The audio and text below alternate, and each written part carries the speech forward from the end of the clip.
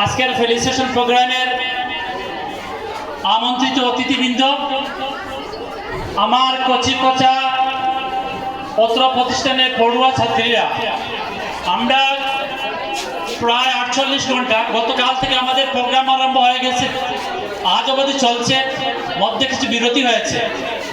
হয়তো তোমরা একটু বিরক্তির আসলে পৌঁছে গিয়েছো, তবুও যেহেতু আমাদের সামনে অতিথি আসছে, তো অতিথিদের সম্মান রক্ষার্থে যাতে আমরা একটু শান্ত হই, সবাই আমরা একটু শান্ত হই, সাইলেন্ট হই। আমরা অনেক প্রচেষ্টা ত্যাগের বিনিময়ে আমাদের আজকের এই মঞ্চের শুরুয়াত। প্রত্যেকটা বস্তুর পিছনে একটা স্বার্থ থাকে, আমাদের এটার পিছনে আমাদের অনেক স্বার্থ আছে। জ্ঞানী গুণীজন আসবেন, ওদের কাছ থেকে আমরা কিছু শিখবো, এটা হবে আমাদের জীবনের স্বার্থ। যেহেতু আমরা পড়ুয়া, আমাদের জীবনে একটা বৃহৎ একটা লক্ষ্যস্থল আছে। সবাইকে উদ্দেশ্যে বলছি, তোমাদের মাতা পিতা ঘরে বসে আছে, কিন্তু মাতা পিতার অন্তর ঘরে নাই তোমাদের এই গার্লসের মধ্যে, যে আমার মেয়ে কখন আসবে, রাস্তায় কোনো অসুবিধা হচ্ছে কিনা, না ভালো পড়াশোনা করতেছে কিনা, জীবনে কিছু দেখিয়ে দিবে কিনা না। এই জন্য আমরা সেটার দিকে লক্ষ্য রাখবো। যারা মঞ্চে উপস্থিত আছে ওরা জ্ঞানী মানুষ, অল ইন্ডিয়া লেভেলে যারা কম্পিটিশন হয়, সেই কম্পিটিশনে বিরাট একটা স্থানে অংশগ্রহণকারী ছাত্ররা আমাদের এখানে আছে। তো ওদের কাছ থেকে তোমরা কিছু নেওয়ার চেষ্টা করবে। আমি সংক্ষেপে তোমাদেরকে একটা কথা বলবো।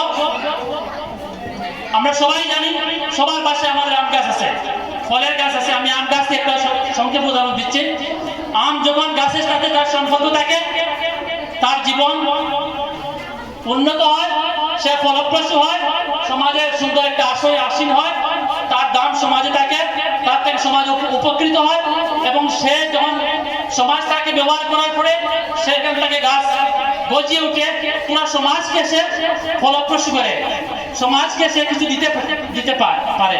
আর যে আম গাছের ডাল থেকে পড়ে যায়, সেটা এমন এক জায়গায় পড়ে যায়, পচে করে নোংরা হয়, সমাজ দূষিত করে, সমাজের মানুষ সেই দিকে যেতে চায় না, তার থেকে কোনো সমাজ উপকৃত হয় না।